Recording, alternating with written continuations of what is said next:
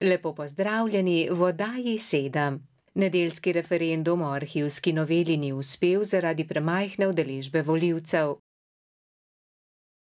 Dijaki in študentje so organizirali javni potniški protest zaradi problematike subvencioniranih prevozov. V Portorožu je potekal prvi mednarodni teniški turnir gluhih. DMTK se je udeležila tudi skupina 12 gluhih tekačic. Spoznali bomo gluho znanstvenico Annie Jump Cannon in super živila jagode Akaj.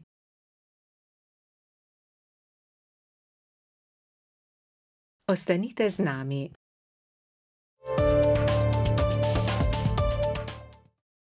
Referendum ob spremembi zakona o arhivskih gradivih ni uspel.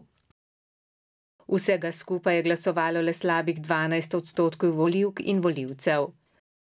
Po zadnji spremembi zakona o referendumu pa bi moralo glasovati vsaj 20% vseh volilnih upravičencev, da bi bil referendum sploh veljaven.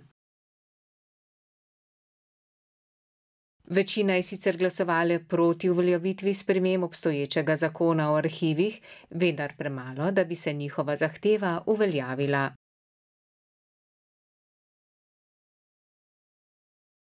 Pobudniki referenduma, stranka SDS, so ob porazu poudarili, da bo dostop do gradiva zdaj veliko daljši, tudi bolj zapleten, ne samo v arhivu Slovenije, tudi v drugih arhivih. Nasprotno pa menijo predlagatelji že sprejetega zakona o arhivskem gradivu, ki predvideva, da nekateri podatki ostajajo nedostopni. O tem, kdo ima vpogled v določena arhivska gradiva, bo odločala posebna komisija.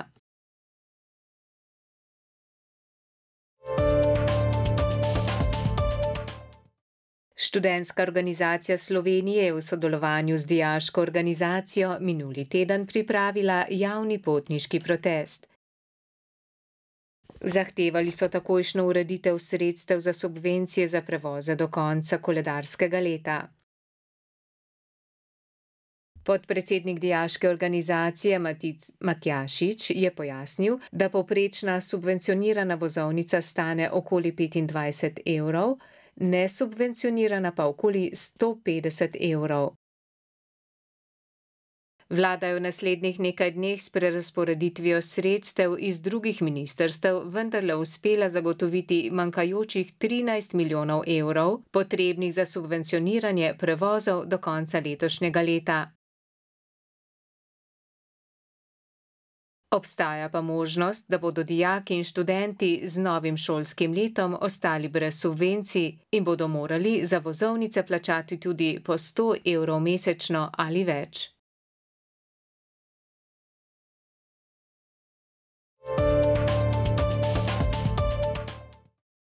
V Portorožu se je od 4. do 7. junija odvijal prvi mednarodni turnir gluhih v tenisu. Slovenijo sta zastopala aktualni evropski mladinski prvak Marino Kegel in Mustafa Buljubašić. Marino Kegel se je v polfinalnem obračunu pomeril z aktualnim olimpijskim prvakom, gluhim Madžarom Matejem Gaborjem. Madžar je zmagal 6-1 in 6-3. V tekmovanju za tretje mesto se je Marino Kegel pomeril z Avstrijcem Jürgenom Schützem in v prvem nizu gladko zmagal 6-1, nato pa je Schütz zaradi poškodbe tetive dvoboj predal.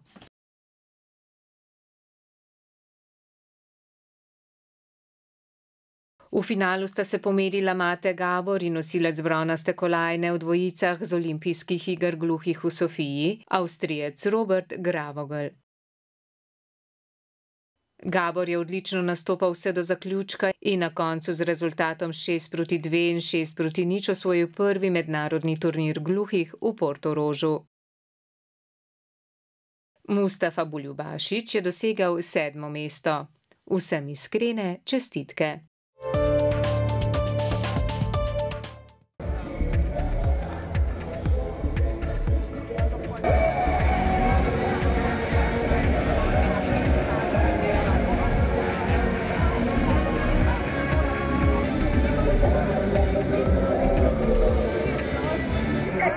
zastoj pa je zaradi barvanja.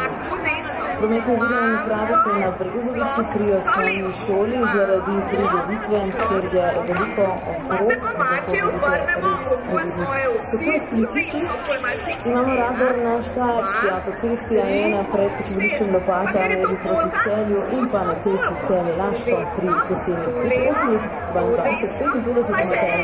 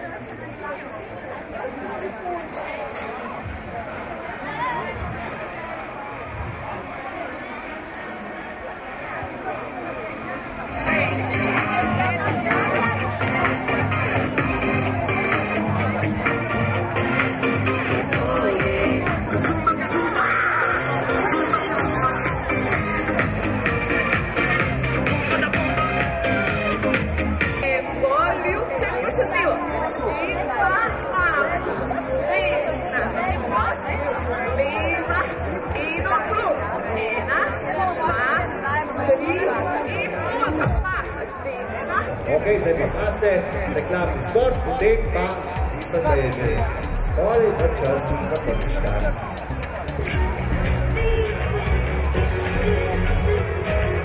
Treba, ogrejte ste, vreme je prekrasno, idealno za tek, ni premoče.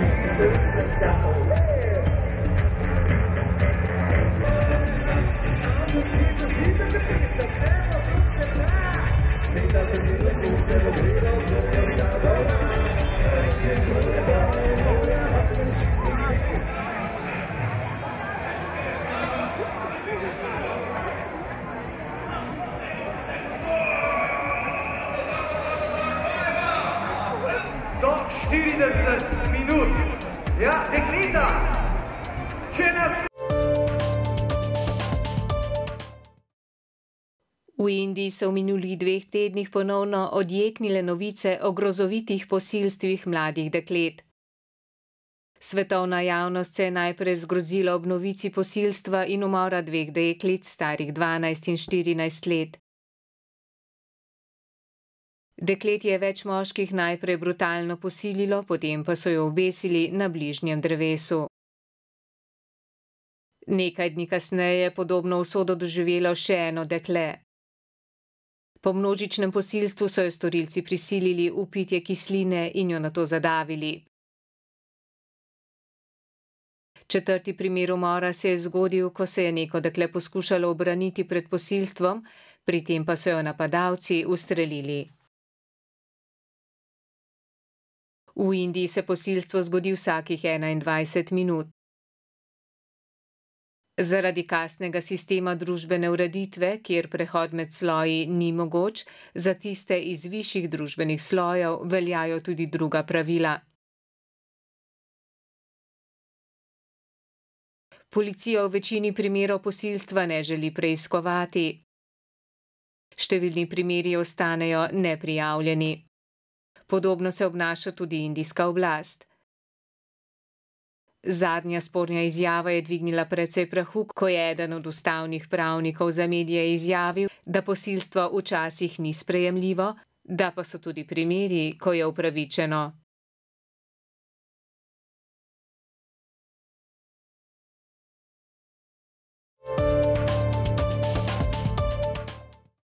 Predčasne državnozborske volitve so tako rekoč pred vrati.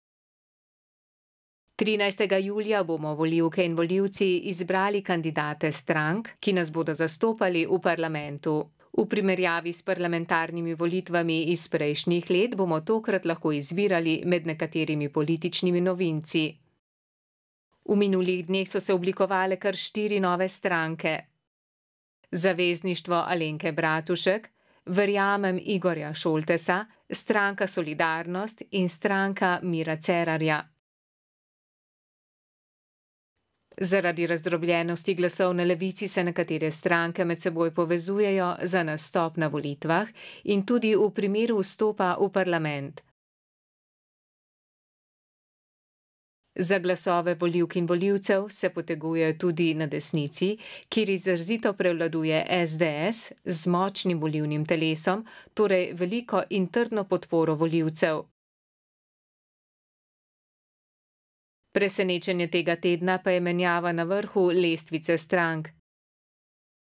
Po javnomnenjski raziskavi časnika Delo bi namreč stranko Mira Cerarja volilo skoraj 17% volilnih upravičencev, s čimer je stranka prevzela vodstvo pred SDS-om, ki ima nekaj več kot 13% podporo volivcev.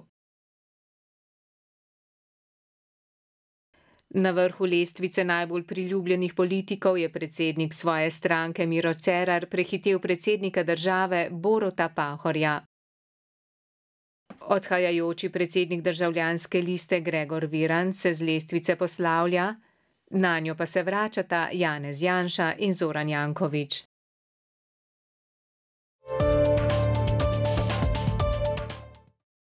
V rubriki Znani ljudje predstavljamo gluho astronominjo Annie Jump Cannon.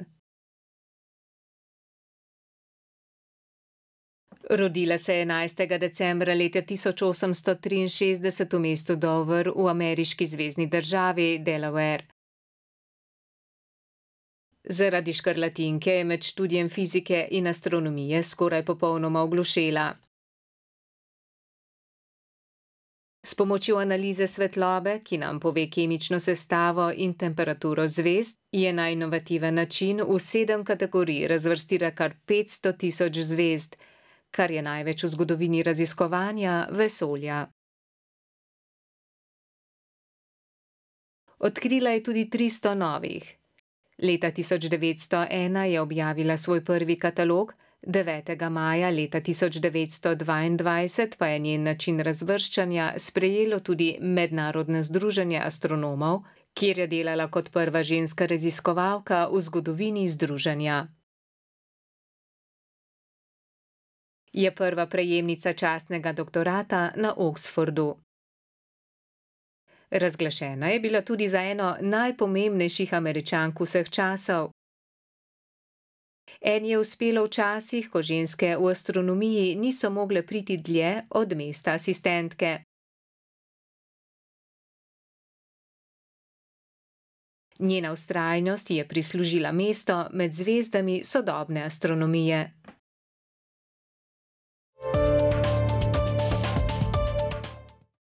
V rubriki Superživila vam predstavljamo jagode akaj.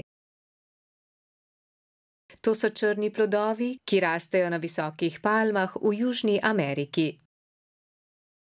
Vsebujejo veliko antioksidantov in snovi, ki povišujejo energijo, očistijo telo in odpravljajo nespečnost, krepijo imunski sistem in varujejo pred boleznimi srca in ožilja, tudi pred osteoporozo. Acai, bogat vir antioksidantov, zelo močen raztopljevalec telesa, bogat z vitamini skupine B, tudi prebiotik, zato je zelo pomembno, da ga ob odprtju hranite v hladilniku. Primeren za vsakogar, najlažje ga je zmešati v smutije, sokove, jogurte. Jagode akaj pripomorejo tudi k zmanjševanju apetita in hitrejšemu premagovanju mačka. Na tržišču lahko najdete različne izdelke iz jagod akaj, od soka, sirupa, kapsul in v prahu, cene pa se gibljajo od 10 € naprej. To je bilo za danes vse, z vami bomo ponovno prihodnjo sredo, do takrat pa lep pozdrav!